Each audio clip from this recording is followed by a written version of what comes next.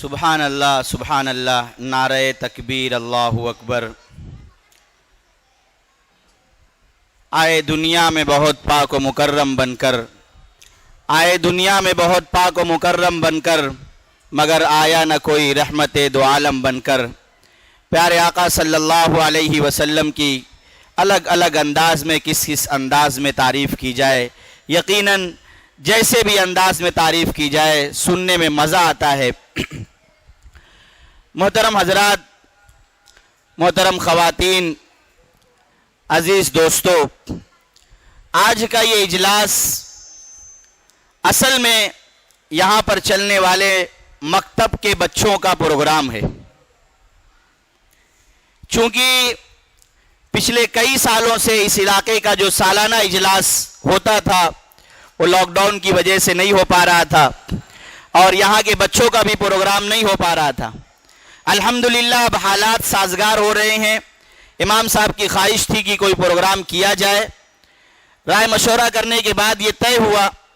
کہ پروگرام اس وقت باہر کرنے کی سچویشن میں ہم لوگ نہیں ہیں، ہم لوگ اندر پروگرام کریں گے۔ ہم نے کہا ٹھیک ہے، آپ اندر کیجئے۔ اور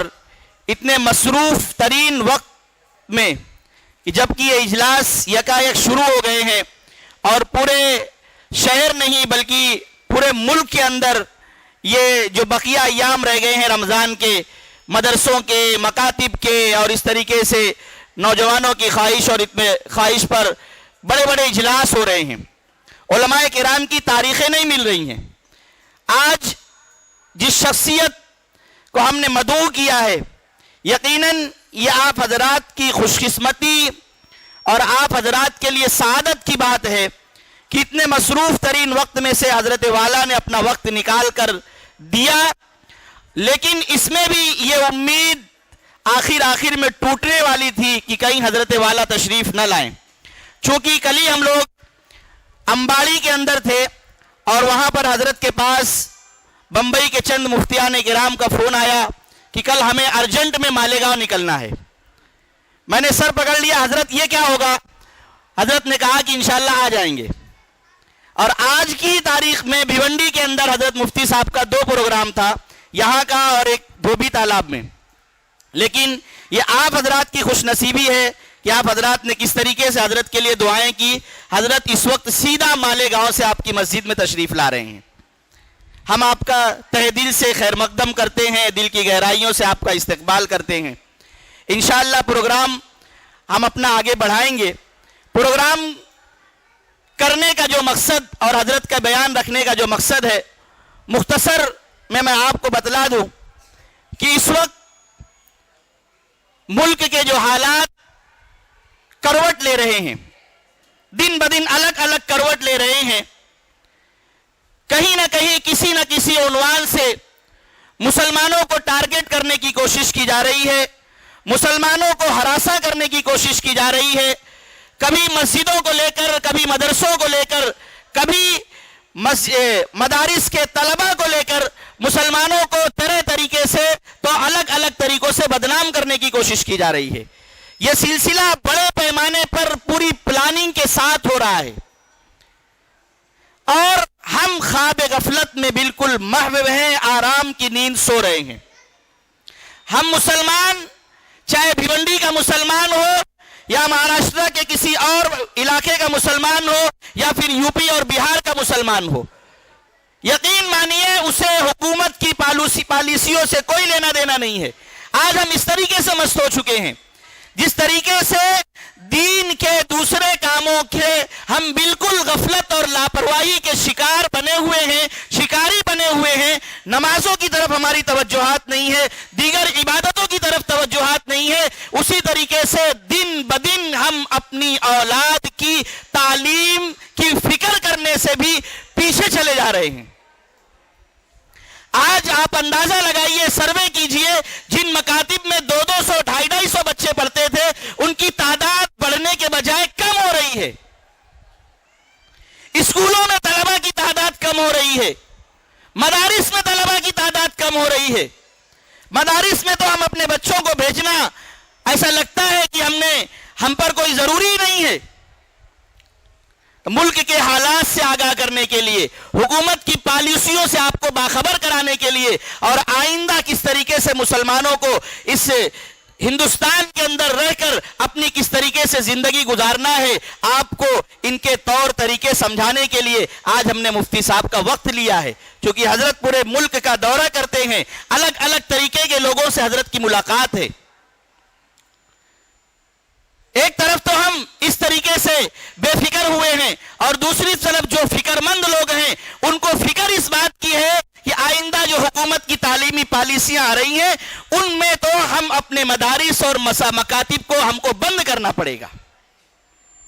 ہم اپنے نونہالوں کو، اپنی نئی نسلوں کو دینی تعلیم سے آراستہ کیسے کریں گے؟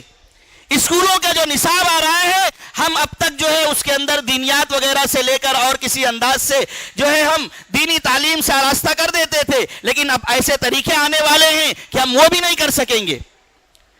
تو ان حالات میں بزرگوں کی ایک آواز اٹھی ہے جو آج سے تقریباً 70 سال پہلے اٹھائی گئی تھی جمعیت علماء کے ذمہ داروں کی طرف سے۔ شیخ الاسلام حضرت مولانا حسین احمد مدنی، شیخ الہند حضرت مولانا محمود حسن دیوبندی، اور اسی طریقے سے اس کے بعد فدائے ملت حضرت مولانا سید اسد مدنی رحمہ اللہ اجمعین، ان کے ذریعے سے جو آوازیں اٹھائی گئی تھی کہ ملک کے اندر اگر ہمیں باقی رہنا ہے، دین و ایمان کی سلامتی کے ساتھ رہنا ہے، اور اپنے آپ کو مسلمان بنا کر رکھنا ہے، اور اس ملک کو اسپین اور اس طریقے سے دیگر اسلامی ریاستوں کا جو حال ہوا ہے اس طریقے سے اپنے ملک کو نہیں بنانا ہے، اس سے بچا کر رکھنا ہے، تو ہمیں اور آپ کو دینی مکاتب کو جال کی طرح بچھانا ہوگا۔ دینی مکاتب کی تعلیم کو تحریک کی طریقے سے اس کو پھیلانا ہوگا۔ الحمدللہ اس وقت سے لے کر اب تک جمعیت علماء یہ کام کرتے آ رہی ہے، جمعیت علماء کے اکابر کام کرتے آ رہے ہیں، اکابرین دیوبند اس پر کام کرتے آ رہے ہیں، اور جب قوم کے اندر اب دیکھا جا رہا ہے کہ قوم تھوڑا سی نیند میں آ رہی ہے، خواب غفلت میں آ رہی ہے، قوم کو بیدار کرنے کے لیے آج جمعیت علماء کے تمام ذمہ داروں نے، حضرت مولانا سید ارشد مدنی ہو یا حضرت مولانا سید محمود اسد مدنی ہو، ہمارے تمام اکابرین نے ایک ہی آواز لگائی ہے کہ اس ملک میں ہم کو اپنی دین ایمان کی بقا کے لیے اپنی نسلوں کو دینی تعلیم سے آراستہ کرنا ہے، اور اس کے لیے مکاتب کی تعلیم پر پورا زور دینا ہے۔ انشاءاللہ تفصیلات سے حضرت والا آپ کو آگاہ فرمائیں گے۔ میں اس وقت آپ کا تھوڑا اور مزاج تبدیل کرنے کے لیے آج کے جو ہمارے ناطخواں ہیں ٹریفک کی وجہ سے پھنس گئے تھے، دیر میں تشریف لائے، میں ان سے گزارش کروں گا کہ آپ تشریف لائیں اور چند اشعار پڑھ کر آپ جو ہے اپنی حاضری لگا دیں، اور اس کے بعد انشاءاللہ مختصر بچوں کا انعام ہے، اور پھر حضرت والا ہیں اور آپ ہیں۔ تشریف لائیں قاری عبدالحفیظ صاحب۔ حوالے سے چند اشعار بطور خاص ملاحظہ کر لیں کہ بچوں کو اپنے صاحب ایمان بناؤ، قرآن پڑھاؤ، قرآن پڑھاؤ، بچوں کو اپنے صاحب ایمان بناؤ، قرآن پڑھاؤ، قرآن پڑھاؤ، سرکار کی سیرت سے ذرا ان کو سجاؤ، قرآن پڑھاؤ، قرآن پڑھاؤ۔ پہلا بند حاضر کرتا ہوں کہ میں یہ نہیں کہتا انہیں انگلش نہ پڑھانا، میں یہ نہیں کہتا انہیں انگلش نہ پڑھانا، ڈی ایم بھی کمشنر انہیں کپتان بنانا، ڈی ایم بھی کمشنر انہیں کپتان بنانا، ہاں پہلے مگر، ہاں پہلے مگر دین کے ارکان سکھاؤ، قرآن پڑھاؤ، قرآن پڑھاؤ، ہاں پہلے مگر دین کے ارکان سکھاؤ، قرآن پڑھاؤ، قرآن پڑھاؤ،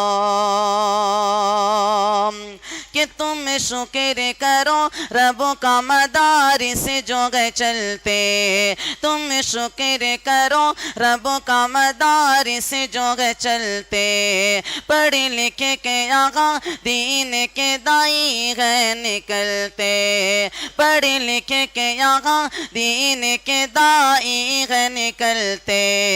ہر گھر میں یہی جا کے تم اعلان کراؤ قرآن پڑھاؤ قرآن پڑھاؤ اور ایک شعر اور حاضر کرتا ہوں بطور خاص ملاحظہ کریں کہ بیٹ کی بھی کرانا انہیں MBA کرانا بیٹ کی بھی کرانا انہیں MBA کرانا سائنس پڑھانا انہیں اور چاند پہ جانا سائنس پڑھانا انہیں اور چاند پہ جانا ہے شرط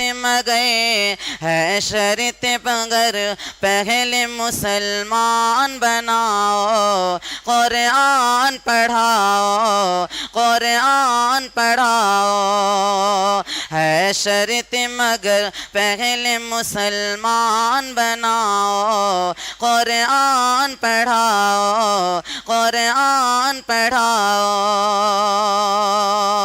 آخری بند اس کلام کا حاضر کرتا ہوں کہ عالم بھی بنانا انہیں مفتی بھی بنانا عالم بھی بنانا انہیں مفتی بھی بنانا جنت میں اگر جنت اعلیٰ کو گئے پانا جنت میں اگر جنت اعلیٰ کو گئے پانا پھر بچوں کو تم حافظ قرآن بناؤ قرآن پڑھاؤ قرآن پڑھاؤ قرآن پڑھاؤ قرآن پڑھاؤ بس